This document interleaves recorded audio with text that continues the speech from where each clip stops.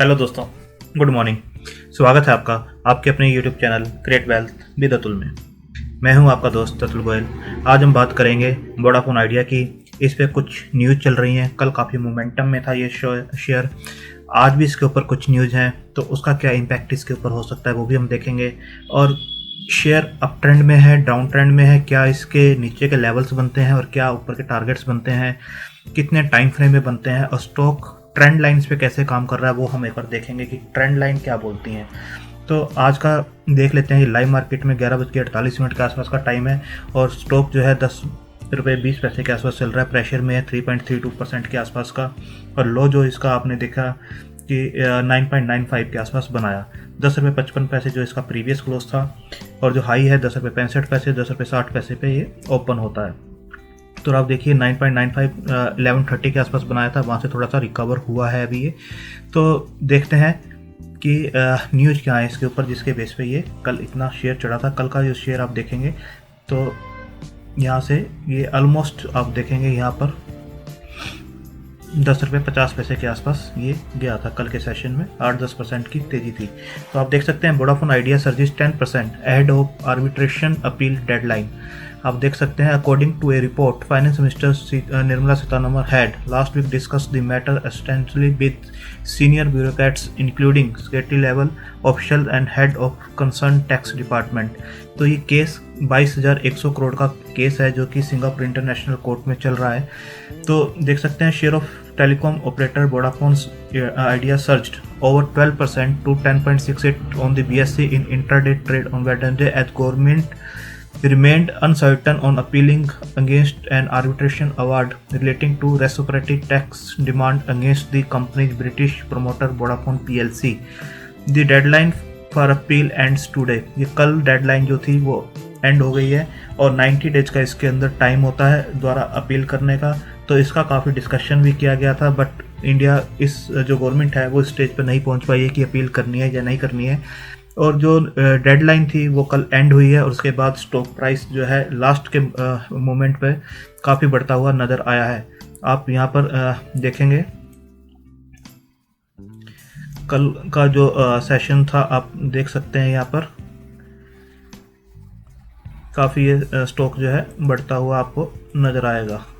ये देखिए जो कैंडल बनी है कल की, ये काफ़ी ग्रीन कैंडल बनी है। और लास्ट का जो मिनट थे आप उसके अंदर देखेंगे तो ये 24 तारीख का है और आप देखिए 23 तारीख का कैंडल चार्ट, ये 23 तारीख का कैंडल चार्ट है। और लास्ट का जो टाइम था ऑलमोस्ट 2 बजे के बाद से एकदम से इसके अंदर शार्प प्राइस देखने को मिला था जब डेडलाइन एंड हुई थी इसकी कल। तो आप देख सकते हैं ये 22,100 रुपये का केस है। On September 24 the parliament court of arbitration at huge rule that Indian government seeking ₹22,100 crore in taxes from telecom giant Vodafone using reciprocal legislation was in breach of the guarantee of fair and equitable treatment. अब देख सकते हैं ये case बिल्कुल इनकी favour में जाता हुआ कल नज़र आ रहा था।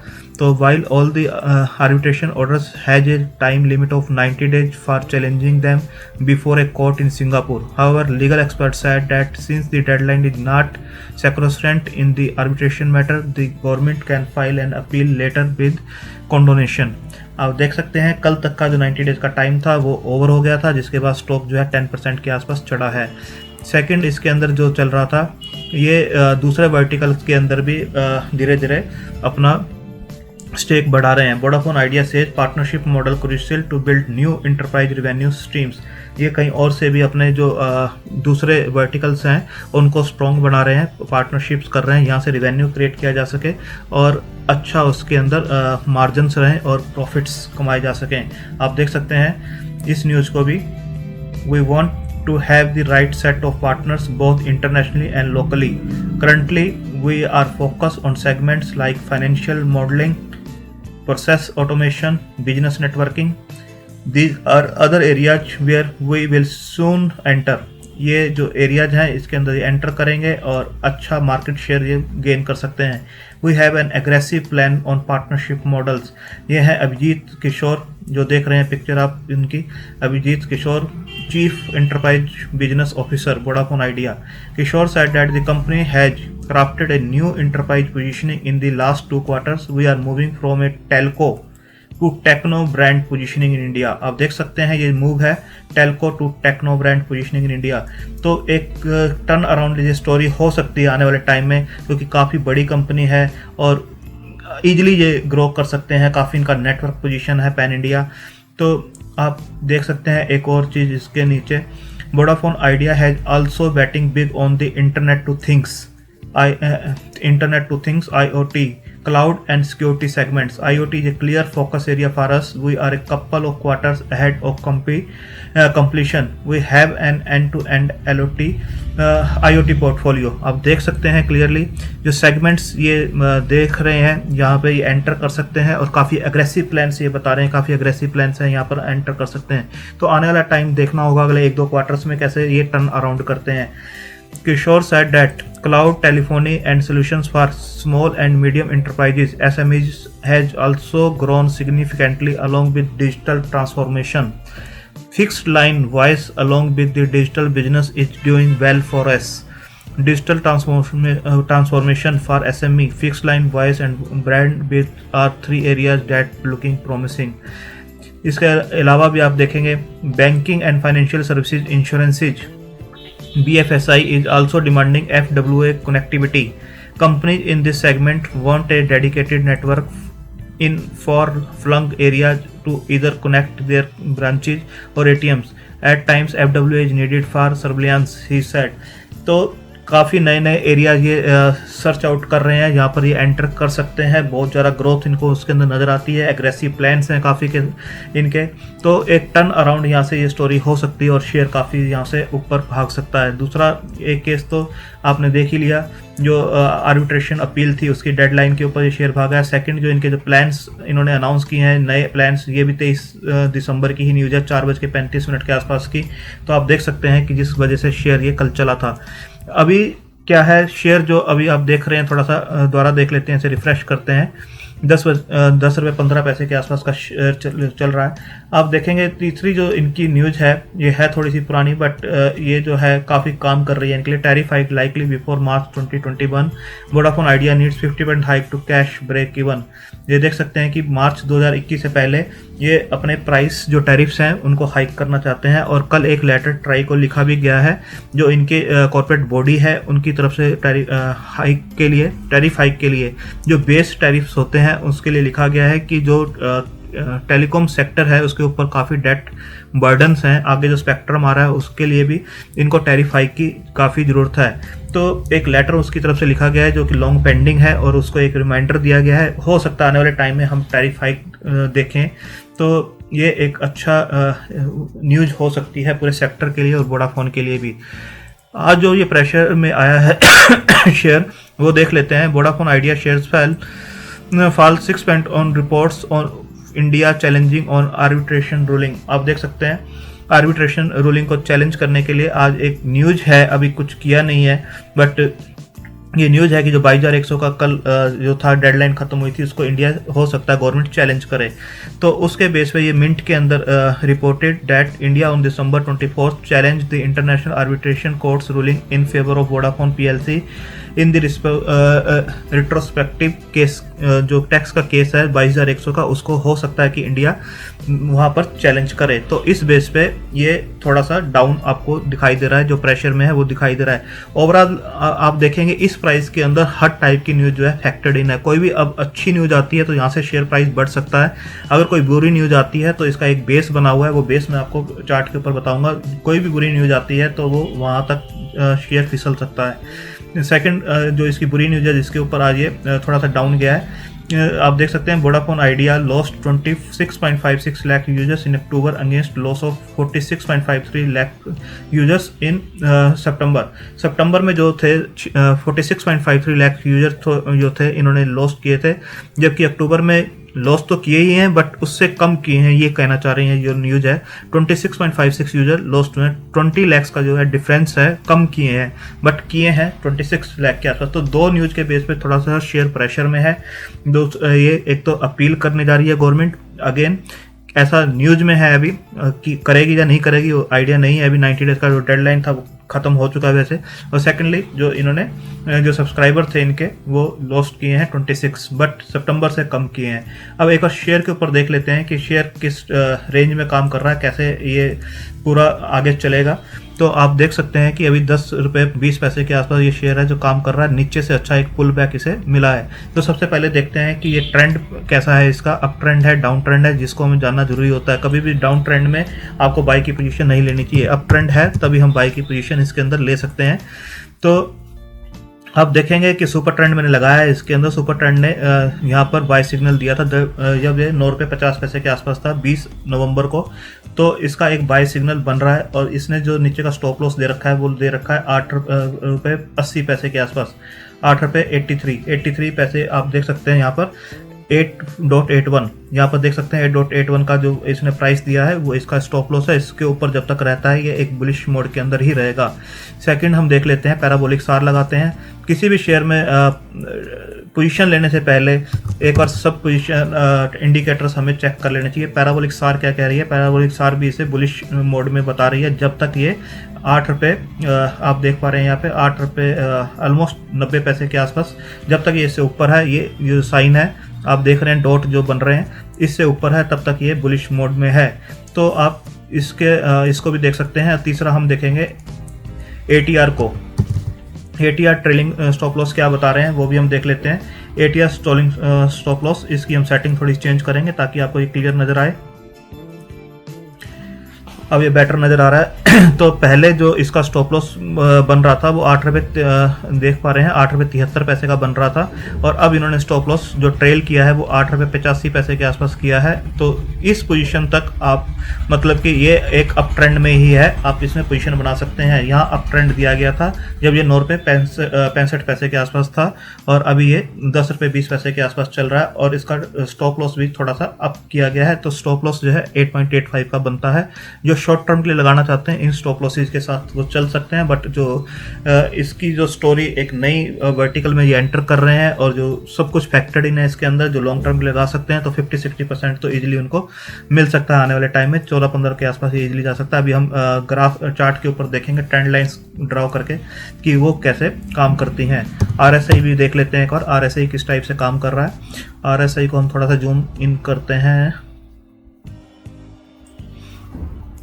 RSI जो है 55 के आसपास काम कर रहा है, ना तो ये ओवरबॉट जोन में है और ना ही ओवरसोल्ड जोन में है, तो बिल्कुल परफेक्ट ये काम कर रहा है। कोई ऐसी प्रॉब्लम नहीं है कि यहाँ से बहुत ज़्यादा फॉल इसका बनता है कि ओवरसोल्ड जोन में है, ऐसा कुछ भी नहीं है अभी। और इसके बाद हम देख लेते हैं MACD क्या कह रहा है। RSI को हटा देते हैं ताकि थोड़ा सा बेटर हमें नज़र आए। MACD आप देख पा रहे हैं MACD को, MACD बिल्कुल टच पॉइंट पर है, तो ना तो ये इंडिकेट कर रहा है ऊपर जाने का और ना ही नीचे जाने का। यहाँ पर इसने क्लियर सिग्नल दिया रहा है जब ये 8 रुपये 40 पैसे का था, उसके बाद देखिए मूव कितना अच्छा आया है MACD पर, और यहाँ पर इसने एक कंसोलिडेशन किया है। आप देख सकते हैं लाइन ना ऊपर है नीचे है, और अभी भी ये क्लियर इंडिकेशन नहीं दे रहा है। तो एक अप ट्रेंड में स्टॉक जरूर बना हुआ है। और पिवट लेवल भी हम देख लेते हैं, उससे पहले ट्रेंड लाइन, उसके बाद हम लगाएंगे लास्ट में। पहले हम पिवट पॉइंट्स को देखते हैं। पिवट पॉइंट पे ही स्टॉक जो है काम कर रहा है, वहाँ पे सपोर्ट ले रहा है, नीचे जाता है बट वहाँ से एक बाउंस बैक अच्छा आता है। पिवट लेवल देख सकते हैं 9.63 के आसपास का इसका पिवट लेवल है। फर्स्ट जो इसका सपोर्ट है उसको ये टच नहीं करता है। यहाँ पर भी देखेंगे लास्ट मंथ में फर्स्ट सपोर्ट को इसने टच नहीं किया था, सेकंड और थर्ड तो बहुत दूर की बातें हैं इसकी। तो यहाँ पर भी देखेंगे फर्स्ट सपोर्ट नीचे जरूर आया था पिवट से, बट फर्स्ट सपोर्ट को इसने टच नहीं किया था। तो यहाँ पर भी देखिए नीचे आया था बट फर्स्ट सपोर्ट को इसने टच नहीं किया। जो फर्स्ट सपोर्ट इसका बनता है वो 8.5 रुपये का बनता है, बट ये स्टॉक फर्स्ट जो इसका सपोर्ट जोन है वहाँ तक नहीं जाता है और इससे ऊपर ही काम करता है। अब हम देख लेते हैं अपनी ट्रेंड लाइन को एक बार ड्रॉ करके देखते हैं कि किस वे में ये काम कर रहा है। ये हमारा डेली का चार्ट है, एक और ट्रेंड लाइन भी हम ड्रॉ करेंगे।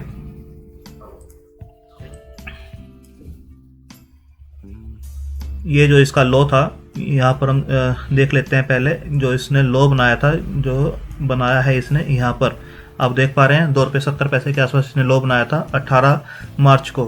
हम यहाँ से एक ट्रेंड लाइन को पकड़ते हैं और इसको हम इस टाइप से ऊपर लेते हैं। देखिए ये बिल्कुल परफेक्टली इसके ऊपर ही काम कर रहा है। आप देखिए जब भी शेयर इस ट्रेंड लाइन के ऊपर आता है तो यहीं पर एक सपोर्ट लेता है। आप देखिए ये जो ट्रेंड लाइन है हमने बिल्कुल जो मार्च का लो था वहाँ से लिया है इसको। अब देखिए यहाँ पे मार्च के लो से हमने इसे लिया, 18 मार्च को जो 2 रुपये 70 पैसे का लो बनाया था, उसके बाद इस ट्रेंड लाइन के ऊपर इसने दोबारा सपोर्ट लिया, 2 रुपये 70 पैसे नहीं बना के इसने 3 रुपये का सपोर्ट लिया था उस टाइम पे। उसके बाद शेयर काफ़ी ऊपर गया, ऊपर की ट्रेंड लाइन अभी लगाएंगे हम। दोबारा शेयर नीचे जब आया तो इस ट्रेंड लाइन पे उसने 7.6 पे सपोर्ट लिया, अगेन शेयर ऊपर गया। आप देख सकते हैं 9 रुपये 25 पैसे जब ये डाउन आया तो इस ट्रेंड लाइन को टच नहीं किया और 8 रुपये पर बना, फिर शेयर ऊपर गया और जब नीचे आया तो इस ट्रेंड लाइन के नीचे क्लोज नहीं दिया, टच किया और इसके ऊपर ही इसने क्लोजिंग दी है दोनों दिन, और उसके बाद शेयर फिर ऊपर बन रहा है। तो अभी हम देख लेते हैं कि शेयर का ऊपर का प्राइस, ऊपर का चैनल क्या कहता है, उसको भी हम एक बार देखते हैं। अगर मैं इस लाइन को पकड़ता हूँ जो इसने टॉप बनाया था और इस टॉप से मैं इसे मिला देता हूँ, तो आप देखें कि एक चैनल के अंदर ये काम करता हुआ नज़र आ रहा है आपको, और एक अप ट्रेंड में आपको नज़र आएगा ये। आप देखिए इसे एक अप ट्रेंड में आपको चलता हुआ नज़र आएगा।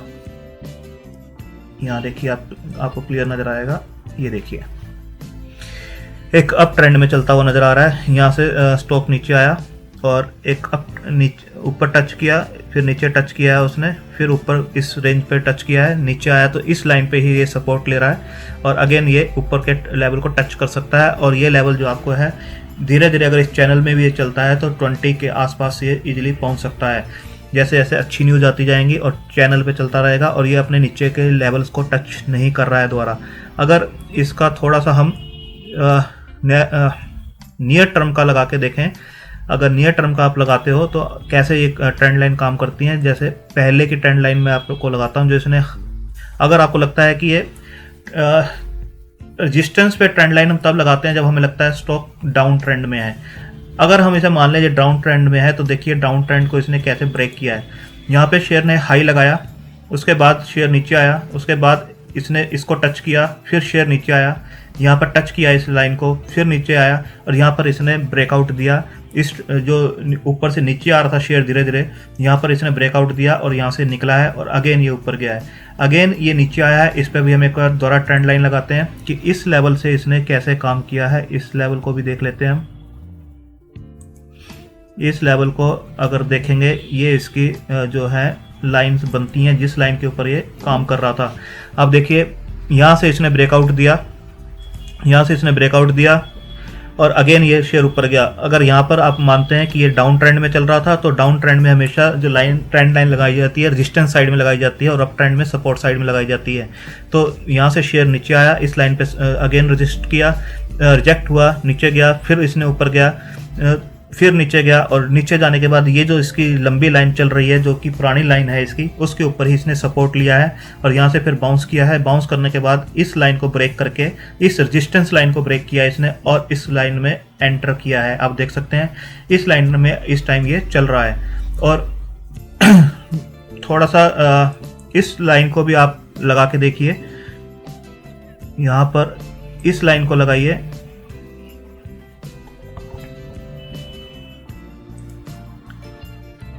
अगर आप बिल्कुल नियर टर्म की लाइन लगाएंगे तो आपको मिलेगा कि अगर शेयर इस लेवल को क्रॉस कर देता है, ये जो इसका लेवल है इस लेवल को क्रॉस करता है, थोड़ा सा और नीचे करते हैं इसको मिलाने के लिए, तो इस लेवल को, इस लाइन को ये क्रॉस करता है तो इसके ऊपर अच्छा ये अप ट्रेंड दे सकता है, अच्छा अप ट्रेंड इसका निकल के आ सकता है। आप देखिए इसको एक जो नैरो रेंज है इसके अंदर ये चल रहा है, नीचे इसका अच्छा सपोर्ट है जो इसने काफ़ी टाइम से ब्रेक नहीं किया है। अब देखिए काफ़ी टाइम से इस लाइन को ब्रेक नहीं कर रहा है शेयर, ये लाइन इसकी बिल्कुल कांस्टेंट चल रही है और अगर ये ऊपर की जो लाइन है इसको पहले भी इसने टच किया है, यहाँ पर भी टच किया है। अब देखिए ये लाइन को इसने काफ़ी बार टच किया है, यहाँ टच किया है, नीचे आया है, फिर टच किया है, नीचे आया है, यहाँ टच किया, ऊपर गया बट इस लाइन से रिजेक्ट हुआ, नीचे सपोर्ट लिया, अगेन इस लाइन पे टच किया है, फिर टच किया है। इस लाइन को अगर ये ब्रेक करता है, ये 10 रुपये 30 पैसे के आसपास की लाइन है, अच्छा अगर इसके ऊपर ये क्लोज दे देता है, 10 रुपये 30 कर रहा हूँ सॉरी, ये लाइन जो बनती है आपकी 10 रुपये 70 पैसे के आसपास की लाइन बनती है, अगर इसके ऊपर ये ब्रेक करता है तो अच्छे वॉल्यूम्स के साथ तो ये अगेन आपको ऊपर जाता हुआ एक टेस्ट करता हुआ नजर आएगा 12.5 रुपये 70 पैसे के आसपास। अगर एक लाइन और हम इस पे ड्रॉ कर लेते हैं,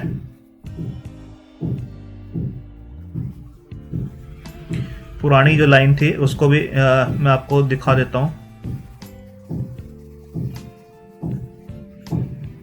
अगर हम इसको भी मान के चलते हैं कि ये शेयर जो है इस टाइप से काम कर रहा है, तभी आप देखेंगे कि इसका अच्छा हाई कैसे बन सकता है। आप देखिए, ये भी देखिए आप, अगर हम मानते हैं कि इस लाइन को टच नहीं करेगा, ऊपर वाली लाइन को टच नहीं करेगा, तो इस लाइन को तो इजीली वो टच कर सकता है। तो ये लाइन पहले भी इसने टच की है, जो ट्रेंड लाइन इसकी बन रही है। अगेन इस लाइन को इसने टच किया था, तो अगेन इस लाइन को भी यहाँ पर अगर ये टच करता है तब भी ये 15 रुपये के ऊपर का लेवल ये निकल कर आता है।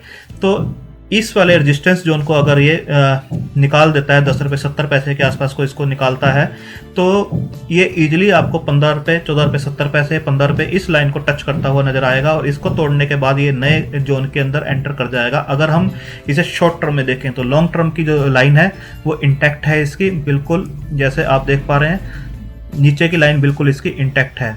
मैं इस लाइन को हटा देता हूँ, और जो पिछली लाइनें थी जो शॉर्ट लाइन थी उनको मैं हटा देता हूँ ताकि थोड़ा सा क्लियर नज़र आए। इस लाइन को भी मैं एक और जो लॉन्ग टर्म की चल रही थी उसको भी मैं हटा देता हूँ। अब आप ये 3 लाइंस देख पा रहे हैं। अब देखिए नीचे की तो सपोर्ट लाइन है ही, इसके ऊपर तो ये हमेशा सपोर्ट ले रहा है। आप देखिए यहाँ आता है सपोर्ट लिया, यहाँ सपोर्ट लिया, यहाँ पर सपोर्ट लिया इसने। इस वाली जो शॉर्ट टर्म की लाइन है इसको अगर ये क्रॉस करता है तो ये जो लाइन है यहाँ पर रजिस्ट हुआ था, यहाँ रजिस्ट हुआ है, और अगेन ये इसको टच करेगा। आप देखिए पहले भी टच कर चुका है इसको, यहाँ पर अगेन यहाँ पर टच किया है, इसको अगेन यहाँ पर टच करेगा ये। अगर इस लाइन को ये निकाल देता है तो ये इसका रेजिस्टेंस शॉर्ट टर्म का है। उसके बाद इस रेजिस्टेंस पे जाएगा, और इसको अगर निकालता है तो अच्छे ऊपर के लेवल्स इसके निकल कर आएंगे। तो इसके अंदर डाउन साइड बहुत ही लिमिटेड बनती है, आप देख सकते हैं बहुत ही लिमिटेड डाउन साइड है इसकी। इसके नीचे ये क्लोजिंग नहीं दे रहा है, तो आप देख सकते हैं इस ट्रेंड लाइन के ऊपर आप अपने स्टॉप लॉस लगा सकते हैं और बने रह सकते हैं स्टॉक के अंदर लॉन्ग टर्म के लिए, जब तक ये 15 रुपये से ऊपर का रिटर्न 15 रुपये से ऊपर क्लोज नहीं होता। 15 रुपये के ऊपर क्लोज होने का मतलब है 50% return with in 5 to 6 month ये इजीली आपको दे सकता है। कोई भी अच्छी न्यूज इसके रिलेटेड आती है, सेक्टर से रिलेटेड आती है, टैरिफ हाई से रिलेटेड आती है, तो एक अच्छा ये मूव देता है, 10-20% के मूव देता है, अच्छे मूव देता है। तो अपने फाइनेंशियल एडवाइजर से आप कंसल्ट कर सकते हैं, एडवाइस ले सकते हैं, अपनी वॉच लिस्ट में से लगा सकते हैं, धीरे धीरे अकोमुलेट कर सकते हैं, अच्छे लेवल पर है और इसे बने रह सकते हैं इसके अंदर। थैंक यू, धन्यवाद।